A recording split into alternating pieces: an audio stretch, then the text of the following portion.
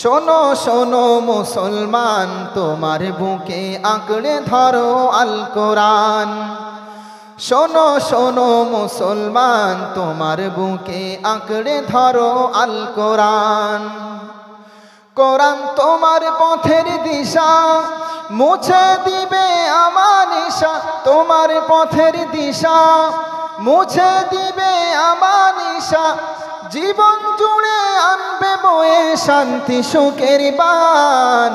শোনো শোনো মুসলমান, তোমার বুকে আঁকড়ে ধরো আল কোরআন। ধরবেন তো ইনশাল্লাহ? ধরবেন তো ইনশাল্লাহ? কোরআন হলো রবের কালাম, জান্নাতেরই সুর। যার সিনাতে আছে কোরআন হাসে হৃদয় কুল। কোরআন হলো রবের কালাম, জান্নাতেরই সুর। যার সিনাতে আছে কোরআন হাসে হৃদয় কুল। হরফ জুড়ে কি যে মধুর, পড়লে কোরআন শুধু নেকি। হরফ জুড়ে কি যে মধুর, পড়লে কোরআন নেকি শুধু। জেগে ওঠে ঘুমিয়ে থাকা গুনার ভিড়ে প্রাণ। শোনো শোনো মুসলমান, তোমার বুকে আঁকড়ে ধরো আল কোরআন। শোনো শোনো মুসলমান, তোমার বুকে আগলে ধরো আল কোরআন। ভালো ভালো কারি সাহেবদের তেলাওয়াত মোবাইলে পাওয়া যায় না? এগুলো তো শুনতে পারেন। তেলাওয়াত করতে জানেন না, আপনি শেখেন, চেষ্টা করেন, তারপরেও যদি না হয় আপনি কারি সাহেবদের তেলাওয়াত মোবাইলে শোনেন, আপনি সওয়াব পাবেন ইনশাআল্লাহ। শুনবেন তো ইনশাআল্লাহ? আচ্ছা, নিয়মিত কোরআন তেলাওয়াত শোনেন কারা কারা? দেখি হাত তোলেন তো মোবাইলে। কোরআন তেলাওয়াত শোনেন কারা কারা? এই তো একজন মুরব্বী হাত, এই তো মাশাআল্লাহ, ব্যাস হাত নামান, হাত নামান। আলহামদুলিল্লাহ, আপনারা অনেকে শোনেন, শুনবেন, আল্লাহ কবুল করুক। দেখেন, আল্লাহ বলছেন যারা জ্ঞানী এবং যারা জ্ঞানী না তারা কখনো সমান হতে পারে না। এরপরে আরো দেখেন, আল্লাহ সুবহানাহু ওয়া তাআলা আলেমদেরকে আল্লাহ এবং ফারিস্তাদের সাথে একই প্রসঙ্গে উল্লেখ করেছেন। বলেন সুবহানাল্লাহ। আল কোরআনুল কারীমের মধ্যে আল্লাহ সুবহানাহু ওয়া তাআলা যারা জ্ঞানী, যারা সত্যের উপরে অটল অনড় অবিচল আছে, যারা সত্যের উপরে প্রতিষ্ঠিত, যারা জ্ঞান চর্চা করে, আল্লাহ পাক তাদেরকে আল্লাহর সাথে, আল্লাহ নিজের সাথে এবং ফারিস্তাদের সাথে একই প্রসঙ্গে উল্লেখ করেছেন। মহান আল্লাহ বলছেন, শাহিদাল্লাহু আন্নাহু লা ইলাহা ইল্লা হুয়া ওয়াল মালাইকাতু ওয়া উলুল ইলমি কাইমান বিল কিসত। আল্লাহ বলছেন, আল্লাহ সাক্ষী দিয়ে বলছেন, শাহিদাল্লাহু আন্নাহু লা ইলাহা ইল্লা হুয়া। আল্লাহ নিজে সাক্ষ্য দিয়ে বলছেন আল্লাহ ছাড়া কোনো উপাস্য নেই। গোটা পৃথিবীর মানুষ যদি আল্লাহর বিরুদ্ধে চলে যায়, তাও আল্লাহ নিজেই সাক্ষী দিয়ে বলছে আমি ছাড়া আর কোনো উপাস্য নেই। বলেন সুবহানাল্লাহ। এবং ফারিস্তারা সাক্ষ্য দিয়ে বলছে আল্লাহ ছাড়া কোনো উপাস্য নেই। এরপরেই আল্লাহ পাক আলেমদের স্থান দিয়েছে। আল্লাহ বলছে যারা আলেম, যারা জ্ঞান চর্চা করে, যারা জ্ঞান অর্জন করে, তারা সাক্ষী দিয়ে বলছে আল্লাহ ছাড়া কোনো উপাস্য নেই, আল্লাহ ছাড়া কোনো ইলাহ নেই। বলেন সুবহানাল্লাহ।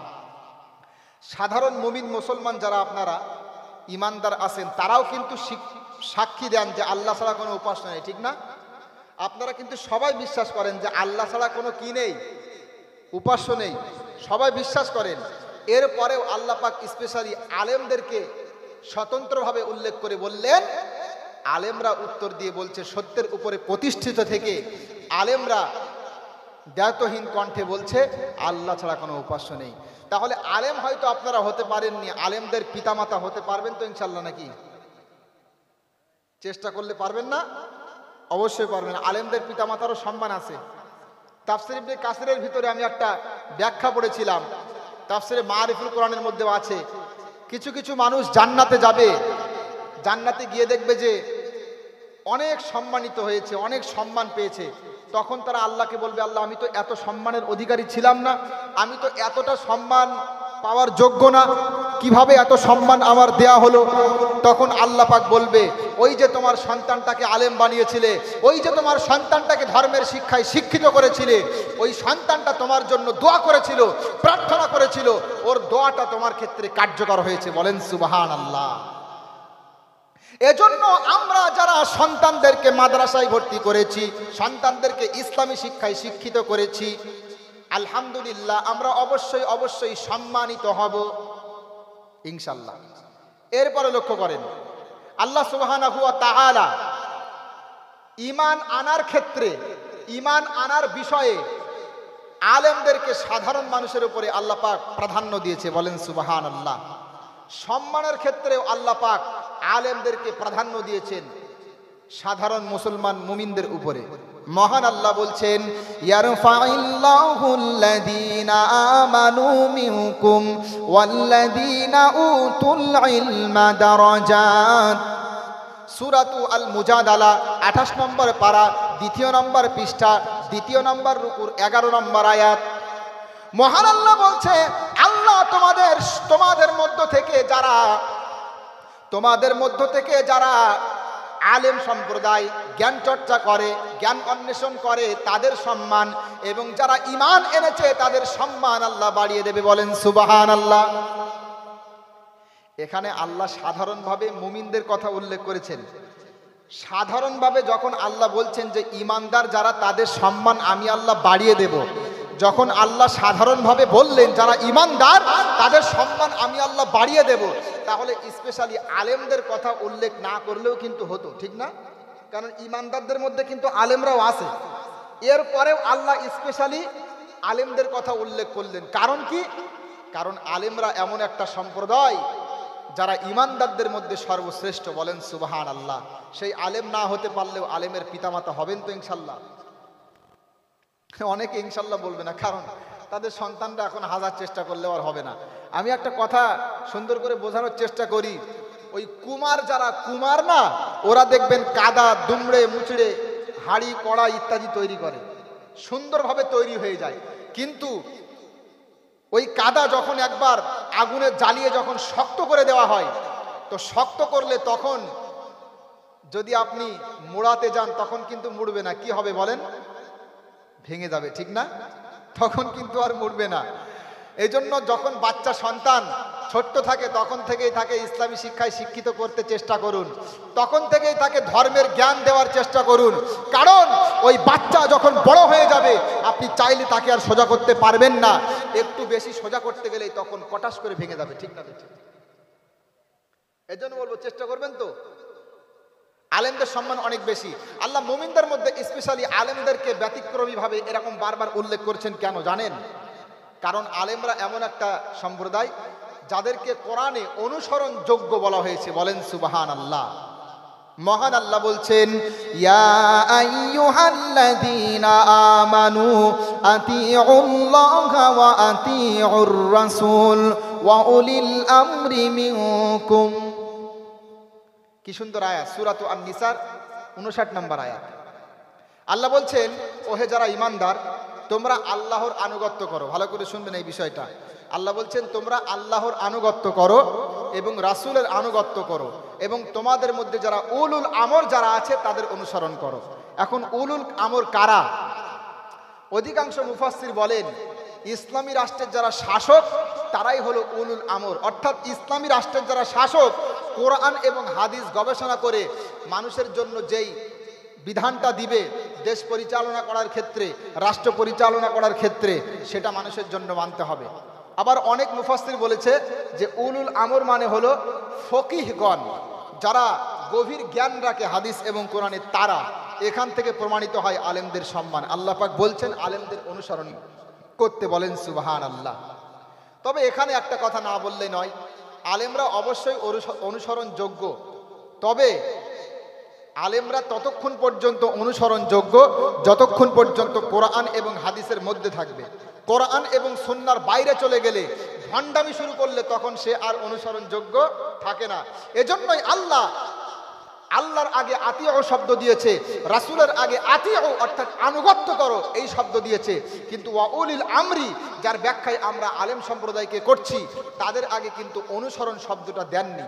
তার মানে এদের অনুসরণটা হবে হাদিস এবং কোরআনের মধ্য থেকে। আচ্ছা, হাদিস এবং কোরআনের বাইরে গিয়ে অনেক আলেম আছে না নেই? হাদিস এবং কোরআনের বাইরে গিয়ে অনেক আলেম আছে না নেই? আলেম বলবো না, এদেরকে আলেম বললেও বোধহয় পাপ হবে।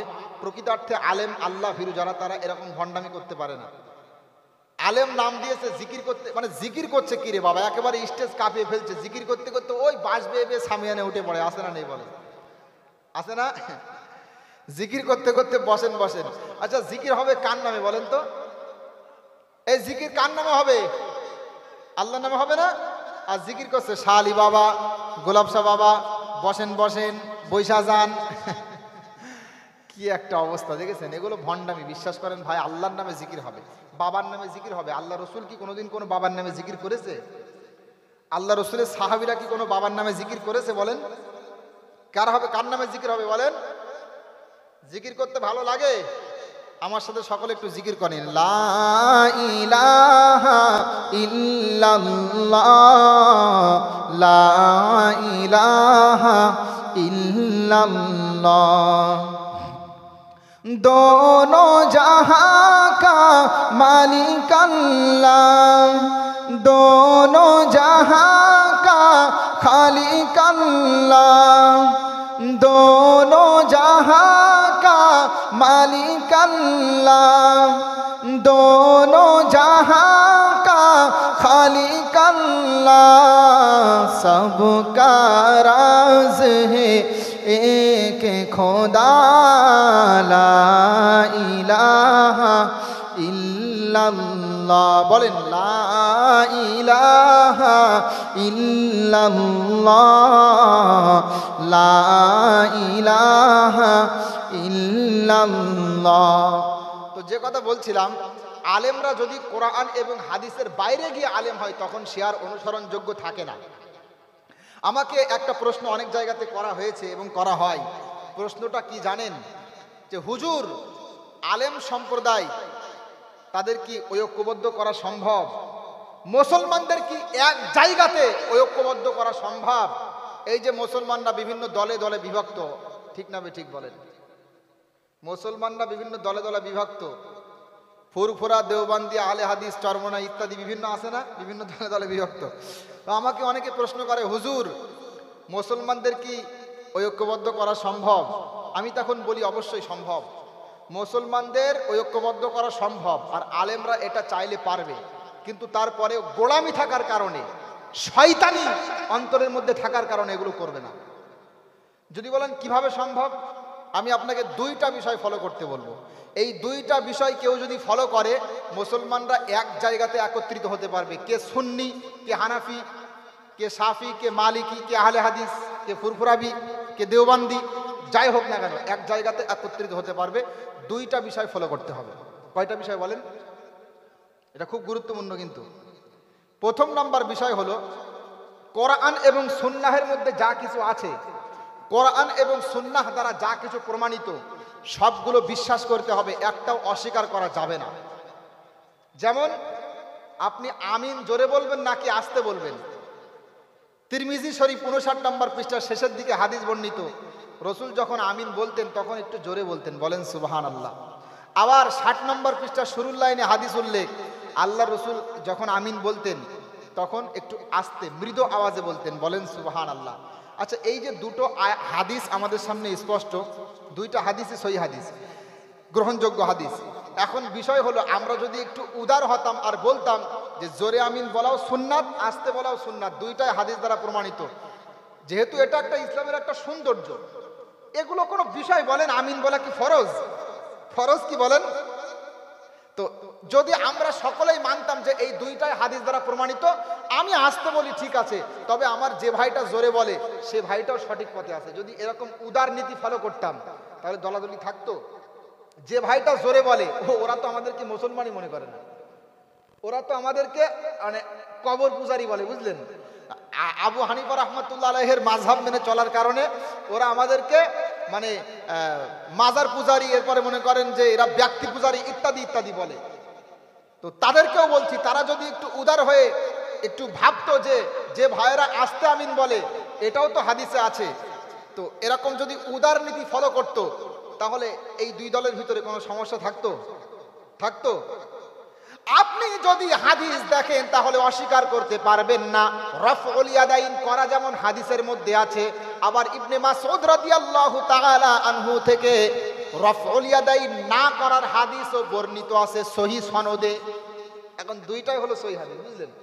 আমি করি না ঠিক আছে, আমি যারা করে তাদেরকে যদি বলতাম যে তারা করে, তারাও একটা হাদিস ফলো করে, আর ওরা যদি আমাদেরকে বলতো এরা করে না, এরাও তো ইবনে মাসউদ রাদিয়াল্লাহু তাআলা আনহু থেকে বর্ণিত এই সহিহ হাদিসটা মেনে চলে, তাহলে ফিতনা থাকতো।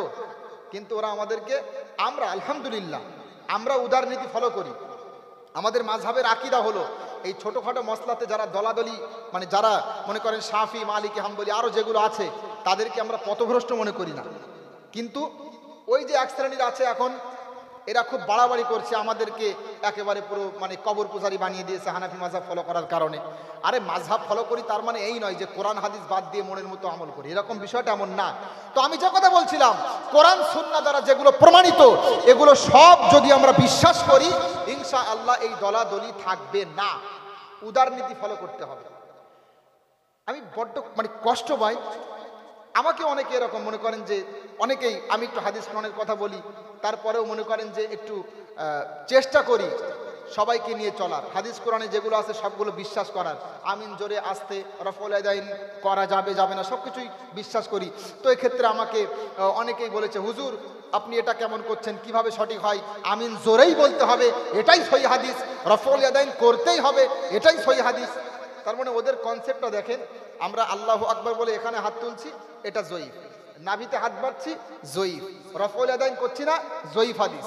এরপরে মনে করেন যে আরো অনেক কিছু আছে নামাজের ভিতরে, তাদের সাথে আমাদের ইখতিলাফ, জয়ীফ হাদিস। কেন ভাই, আমাদের ভিতরে কি আল্লাহর ভয় একদম নেই? আমরা কি এতটাই নির্বোধ যে জেনে শুনে এতগুলো জয়ীফ হাদিস আমল করব যেখানে সহিহ হাদিস বিদ্যমান? এজন্য বলবো দলাদলি করবো না। তো প্রথম নাম্বার হলো, দেখেন ঐক্যবদ্ধ করার প্রথম নাম্বার ফর্মুলা হলো হাদিসের মধ্যে যেগুলো আছে সবগুলো বিশ্বাস করতে হবে। আর দ্বিতীয় নাম্বার ফর্মুলা কি জানেন? যেগুলো কোরআন এবং সুন্নাহের মধ্যে নেই, যেগুলো কোরআন এবং সুন্নাহের মধ্যে নেই সেগুলো আমরা মানব না, মানে বেদাত যেগুলো সেগুলো মানব না। তাহলে এক্ষেত্রেও দেখবেন ঐক্যবদ্ধ হওয়া সম্ভব। আমাদের মধ্যে অনেক ভাইরা এমন আছে কোরআনের মধ্যে নেই, হাদিসের মধ্যে নেই, সাহাবায়ে কেরামের সুন্নাতের মধ্যে নেই, এমন সব নতুন নতুন বেদাত আবিষ্কার করে ধর্মের নামে চালিয়ে দিয়েছে। তাদেরকে বলতে গেলে কোরআন এবং হাদিসের অপব্যাখ্যা করে ইনিয়ে বিনিয়ে সেটাকে জায়েজ করার চেষ্টা করে, ঠিক না?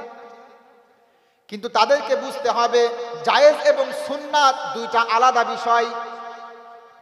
এই বিষয়টা আলেমদের বোঝা দরকার। আল্লাহর ভয় অন্তরে রেখে আলেমদের বোঝা দরকার, মুসলমানদের এক করার জন্য এটা বোঝা উচিত।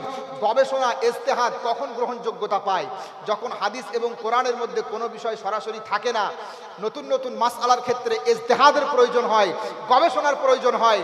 এখন আপনি যদি নতুন করে একটা তরিকা আবিষ্কার করেন, নতুন করে একটা বেদাত পদ্ধতি আবিষ্কার করে বলেন এটা অমুক অমুক হাদিসের আলোকে জায়েজ, অথচ সেক্ষেত্রে সুন্নাত রয়েছে, আল্লাহর নবী এই ইবাদতটা, এই আমলটা কিভাবে করতো, এই সুন্নাতটা রয়েছে, তারপরেও নতুন করে আপনি একটা বানিয়ে বলছেন এটা অমুক হাদিসের আলোকে জায়েজ, অমুক আয়াতের আলোকে জায়েজ, তাহলে আমি বলবো আপনি সুন্নাত থেকে দূরে সরে যাচ্ছেন, আপনি সঠিক পথ থেকে দূরে সরে যাচ্ছেন।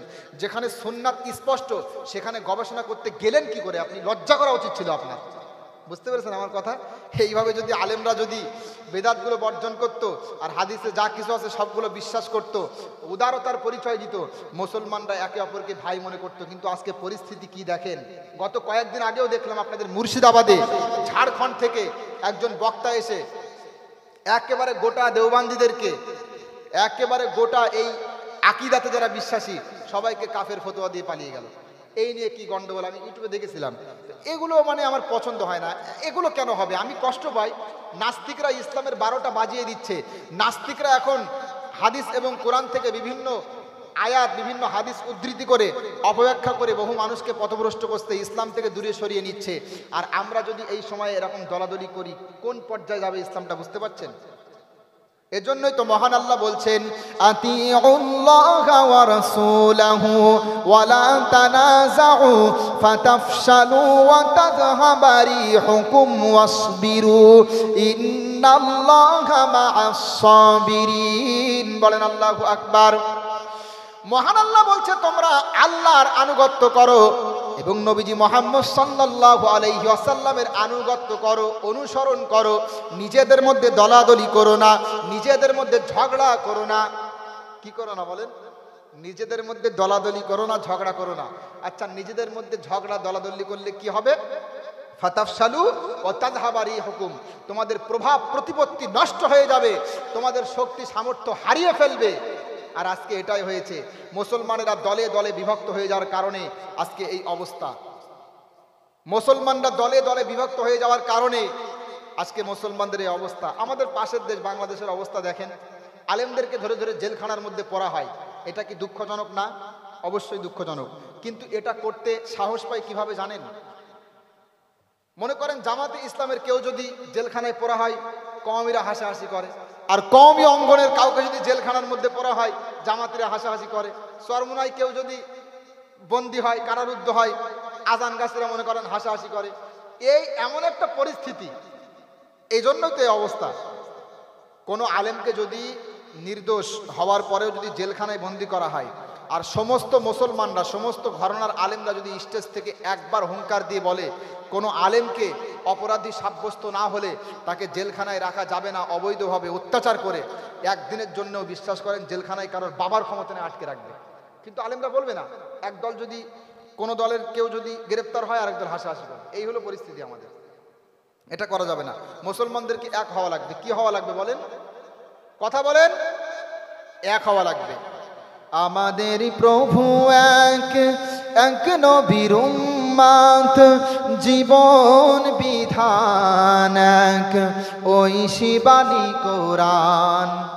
আমার খুব কষ্ট লাগে, বিশ্বাস করেন। ভারতবর্ষের জমিনে আমরা মুসলমান, কিভাবে আমরা দলাদলি করি। ভারতবর্ষের জমিনে আমরা মুসলমান সংখ্যালঘু, এমনিতে আমরা বিপদে আছি, তারপরেও দলাদলি কিভাবে কিভাবে করতে পারি আমরা? মসলাগতভাবে ইখতিলাফ সাহাবায়ে কেরামের যুগ থেকে ছিল, থাকবে, এটাই স্বাভাবিক। আপনার যোগ্যতা আর আমার যোগ্যতা তো এক নয়। আপনার যোগ্যতায় যেটাকে জায়েজ বলে, আমার যোগ্যতায় যদি সেটাকে নাজায়েজ মনে হয়, আমি তো করব না, কারণ আমার ভিতরে আল্লাহর ভয় আছে। আমি যেটা বিশ্বাস করি, আমি তার বিপরীতে কেন করব?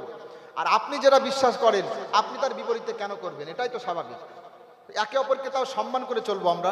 ইখতিলাফ থাকতেই পারে, কিন্তু ইফতিরাক অর্থাৎ দলাদলি, এটা জায়েজ নেই। এজন্য কবি বলছেন, আমাদেরই প্রভু এক, এক নবীর উম্মত, জীবন বিধান এক, ওই শিবানী কোরআন। আমাদের প্রভু এক, এক নবীর উম্মত, জীবন বিধান এক, ওই শিবানী কোরআন। তবে কেন এক হে মুসলমান, এক হও, এক হও করিয়াও ভান। তবে কেন এক হে মুসলমান, এক হও, এক হও করিয়াও ভান। বাইতুল্লাহ এক, মদিনা শরীফ এক, ওহদ পাহাড় এক, বদরের মাঠ এক, একটা তো জীবন আর মরণ যে একটাই, একটা তো জীবন আর মরণ যে একটাই, একই সাথে মিলে মিশে একটাই প্রাণ। তবে কেন এক হে মুসলমান, এক হও, এক হও করিয়াও ভান। ঐক্যবদ্ধ থাকবেন তো ইনশাল্লাহ? মিলে মিশে ঐক্যবদ্ধ থাকবেন তো ইনশাল্লাহ? তো আমি যে কথা বলছিলাম, আলেমদের ফজিলত বর্ণনা করার ক্ষেত্রে ওই যে আয়াতটা, আল্লাহর রাসূলকে অনুসরণ করো, আল্লাহকে আনুগত্য করো, এবং তোমাদের মধ্যে যারা উলিল আমর আছে তাদের আনুগত্য করো। এখন এক্ষেত্রে আল্লাহর পরবর্তী আদেশ, আল্লাহ বলছেন, যদি মাসআলা বর্ণনা করার ক্ষেত্রে বা কোনো কিছু বোঝার ক্ষেত্রে যদি তোমাদের মধ্যে তর্কাতর্কি, বাকবিতণ্ডা,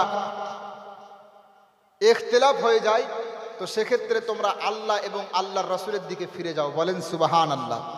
মহান আল্লাহ বলছেন, ফাইন তানাযাতুম ফি শাইইন ফারুদ্দুহু ইলাল্লাহি ওয়ার রাসূল ইন কুনতুম তুমিনুনা বিল্লাহি ওয়াল ইয়াউমিল আখির। মহান আল্লাহ বলছেন, আর যদি তোমাদের মধ্যে ইখতিলাফ হয়ে যায়, তোমাদের মধ্যে মতবিরোধ হয়ে যায়, তাহলে তোমরা আল্লাহ এবং আল্লাহর রাসূলের দিকে ফিরে যাও। তবে এই আয়াতটা বিশেষ করে আলেমদের জন্য আদেশ করা হচ্ছে, তার কারণ সাধারণ মানুষ কিন্তু কখনোই বুঝতে পারবে না কোনটা সঠিক আর কোনটা বেঠিক, বোঝা একটু কঠিন। আমার যারা অনুসারী আছে মনে করেন আমার কথা শুনে চলবে, আপনার যারা অনুসারী আপনার কথা শুনে বলবে যে ওটাই সঠিক ইসলাম, আমার অনুসারীরা বলবে এটাই সঠিক ইসলাম, ঠিক না? তো এই ক্ষেত্রে আল্লাহ যেন আলেমদের দৃষ্টি আকর্ষণ করছেন যে আল্লাহর ভয় অন্তরে রেখে একটু সাবধান হয়ে যাও। তোমাদের মধ্যে ইখতিলাফ দেখা দিলে, তর্কাতর্কি দেখা দিলে তোমরা কি করবে? মতবিরোধ মতান্তর দেখা দিলে আল্লাহ এবং আল্লাহর রসুলের দিকে আল্লাহর রসুলের দিকে ফিরে যাও, যদি ভিতরে ঈমান থাকে। আমরা যখনই দেখব একটা মসলা নিয়ে একটা আলেম একরকম বলছে আর একটা আলেম আরেক রকম বলছে, তো সেক্ষেত্রে আমরা সাধারণ মানুষ আমাদের কি কাজ হবে? যে লাঠি সুটা যা ঘরে আছে বাহির করে মারামারি করা নাকি? দুই গ্রুপে আমিন জোরে হবে নাকি আসতে হবে এই নিয়ে মারামারি করে কয়েকজন মারাও গিয়েছে, এরকম ঘটনা আমরা শুনেছি। বিশ্বাস করেন এগুলো খুবই লজ্জাজনক একটা বিষয়। মানে তাহলে আপনারা কি করবেন যখন দুই গ্রুপে তর্কাতর্কি হবে মসলা নিয়ে, তখন মারামারি করবেন নাকি? মারামারি না, কি করতে হবে বলেন? মাথাটা স্থির রেখে একটু চিন্তা ভাবনা করবেন যে দুটো আলেম দুই রকম বলছে, কার কথাটা সঠিক হতে পারে, কার কথার পিছনে হাদিস এবং কোরআন আছে, কার কথার পিছনে ইসলামী সোর্স থেকে উদ্ধৃতি আছে, এটা আপনাকে দেখতে হবে, ঠিক না? এটা অবশ্যই আমাদের দেখার বিষয়, এটা অবশ্যই আমাদেরকে দেখতে হবে। বিশেষ করে আলেম যারা, তাদের উদ্দেশ্যে এই বাণী। আল্লাহর ভয় যদি অন্তরে থাকে তাহলে অবশ্যই কোরআন সুন্নাত দিকে ফিরতে হবে। অনেক ক্ষেত্রে আল্লাহর রসুলের সুন্নাত আমাদের সামনে স্পষ্ট, এরপরেও সুন্নাত উপেক্ষা করে নতুন নতুন বেদাত আমরা আবিষ্কার করে নিয়েছি, আর সেটাই আমরা পালন করছি। বিশ্বাস করেন, যেমন একটা কথা আমি আপনাদের সামনে বলেই ফেলি, আপনাদের সামনে একটা ভুলের কথা। আপনারা রাগ করবেন না তো? রাগ করলে বলবো না, রাগ করবেন কেউ? রাগ করবেন না, তাই তো? তাহলে বলি এবার। আচ্ছা, আপনারাই বলবেন কোনটা সঠিক, আমি বলবো না। আপনি রোগে আক্রান্ত হয়েছেন, রোগে আক্রান্ত হয়ে বলছেন, আল্লাহ আমি তোমার রাস্তায় 100 টাকা দান করলাম, এই দানের ওসিলাতে আমাকে তুমি সুস্থ করে দাও, এটা সঠিক? নাকি আমি আল্লাহকে বললাম, আল্লাহ যদি তুমি আমাকে সুস্থ করে দাও তবে তোমার রাস্তায় 100 টাকা দেবো, কোনটা সঠিক বলেন তো? আমি আল্লাহকে বললাম, আল্লাহ আমার অর্থ করি আছে, টাকা পয়সা আছে, আমি আমার অর্থ করি ব্যয় করে খরচ খরচা করে এক মসজিদ লোক আমি খাওয়ালাম, এই যে এক মসজিদ মুসল্লিদেরকে খাওয়ালাম, এই খাওয়ানোর ওসিলাতে আমাকে তুমি সুস্থ করে দাও। মুসল্লিদের থেকে দোয়া নিবেন, আল্লাহর কাছে প্রার্থনা করবেন, এটা সঠিক? নাকি আমি আল্লাহকে বললাম, আল্লাহ যদি আমাকে সুস্থ করে দাও তবে তোমার রাস্তায় এক মসজিদ লোক খাওয়াবো, কোনটা সঠিক? মান্যতের খাওয়া কি আপনাদের মসজিদে হয় নাকি? যাক, মাশাআল্লাহ, আপনাদের এই সাইডটা অনেকটা উন্নত। আমাদের ওই সাইডে মাশাআল্লাহ মসজিদে কি খাবার দিল না দিল দেখার সময় নেই। একবার যদি খাদ্যের সেন যদি নাকের মধ্যে আসে না, তাহলে কোথায় হালাল কোথায় হারাম কোথায় জায়েজ না জায়েজ কোনো কিচ্ছু মাথায় থাকবে না, খেতে পারলেই হলো। বুঝলেন না কি বললাম? আমি যেটা বলছি আপনি বলেন, আপনি বলবেন, আমি হাদিস পরে বলছি, আপনার বিবেক কি বলে? ওগো আল্লাহ আমার টাকা পয়সা আছে, আমি এক মসজিদ লোক খাওয়ালাম। বিশেষ করে যারা আলেম ভাইরা আছেন আমার কাছে এখানে, তাদের উদ্দেশ্যে বলছি, সমাজকে সচেতন করতে হবে, জাতিকে এমন কোনো কিছু খাওয়ানো যাবে না যেটা খেলে আমার আল্লাহ অসন্তুষ্ট হন। আপনি বলছেন, আল্লাহ আমার টাকা পয়সা আছে, আমি এক মসজিদ লোক আগে খাইয়ে দিলাম, সবার থেকে দোয়া নিলাম, আল্লাহ এই খাওয়ানোর ওসিলাতে বা এক মসজিদে তোমার রাস্তায় 1000 টাকা দান করলাম, এই দানের ওসিলাতে আমাকে সুস্থ করে দাও, এটা সঠিক? নাকি আল্লাহর সাথে এগ্রিমেন্টে গেলাম, চুক্তিতে গেলাম, আল্লাহ যদি তুমি আমাকে সুস্থ করো তবে তোমার রাস্তায় দেব, কোনটা সঠিক? আপনারা কথা বলছেন না, এটা বিরাট বড় বিষয়। কোনটা সঠিক বলেন? আমাদের সমাজে কোনটা চলে? আমাদের সমাজে কোনটা চলে? দ্বিতীয়টা চলে যে আল্লাহ যদি তুমি আমাকে সুস্থ করে দাও তবে দেব। শুধু এই নয়, হাজুত ভাত আছে না, হাজুত ভাত না কি বলে না সমাজে, এই হাজুত ভাতটা এবং মান্যতের সম্পর্কে আমাকে বলাই লাগবে, কারণ এখানে অনেক ভুল। আমাদের সমাজের আলেমরাও এ সম্পর্কে অচেতন একেবারেই। সহিহ বুখারীতে একটা হাদিস এসছে কিতাবুল আইমানি ও নুজুরের মধ্যে।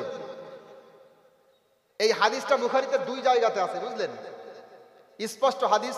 নাহান নবী সাল্লাল্লাহু আলাইহি ওয়াসাল্লাম আনিন নাজরি আকালা ইন্নাহু লা ইয়ারুদ্দু শাইআন ওয়া ইন্নামা ইস্তাখরাজু বিহি মিনাল বাখিলি। আল্লাহর রাসূল বলছেন এই যে মান্যত, অর্থাৎ শর্তযুক্ত মান্যত, যদি আল্লাহ তুমি আমাকে সুস্থ করে দাও তবে তোমার রাস্তায় দেব। রাসূল এই মান্যত থেকে নিষেধ করেছেন এবং তিনি বলেছেন এই মান্যত মানুষের ভাগ্য পরিবর্তন করতে পারে না, ওর ভাগ্যে যা আছে তাই হবে, তবে এই জাতীয় মান্যত করে যারা কৃপণ, যারা চামার, যারা আল্লাহর রাস্তায় উদার মনে দান করতে চায় না, তাদের থেকে কিছু টাকা হাতিয়ে নেওয়া হয়, কিছু টাকা বাহির করে নেওয়া হয়, এছাড়া আর কিচ্ছু না। যারা আল্লাহর সাথে এগ্রিমেন্টে যায়, এই কিছু টাকা পয়সা বাহির করে নেওয়া, এছাড়া আর কিচ্ছু না। বিশ্বাস করেন এই মান্যত আপনার ভাগ্য পরিবর্তন করতে পারে না। পক্ষান্তরে আপনি যদি কি করতেন, আগে দান করতেন, তাহলে হাদিসে আছে সদকা মানুষের বিপদ বালা মুসিবত দূর করে দেয়। বলেন সুবহানাল্লাহ।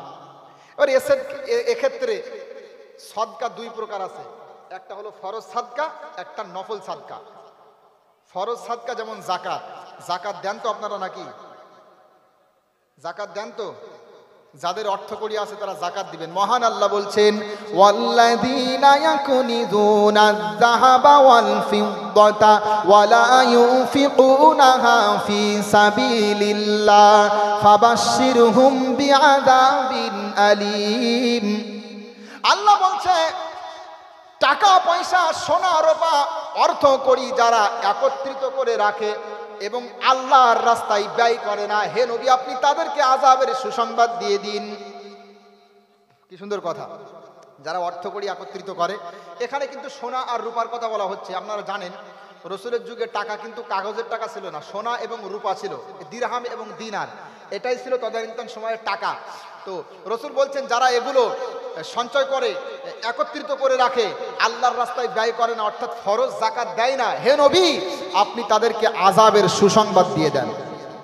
এজন্য এই আয়াতের আলোকে মুফাসসির সম্রাট ইবনে আব্বাস রাদিয়াল্লাহু তাআলা আনহু তিনি বলেন যে যারা যাকাত দেয় কিন্তু নামাজ পড়ে না, বা নামাজ পড়ে কিন্তু যাকাত দেয় না, তাদের আরেকটা কবুল হবে না। নামাজি 5 ওয়াক্তের মুসল্লি কিন্তু যাকাত দেয় না, তো তার কি হবে না বলেন? 5 ওয়াক্তের মুসল্লি যাকাত দেয় না, নামাজও কবুল হবে না। অনেক মুফাসসির এটা বলেছেন। 2-3টা আয়াত কোরআনের ভিতরে এমন আছে যেটা একটার সাথে আরেকটার সাথে সম্পর্ক আছে। যেমন তার মধ্যে একটা হলো নামাজ এবং যাকাত। আমি বলেই ফেলি, 2-3টা আয়াত এমন আছে, 3টা আয়াতের কথা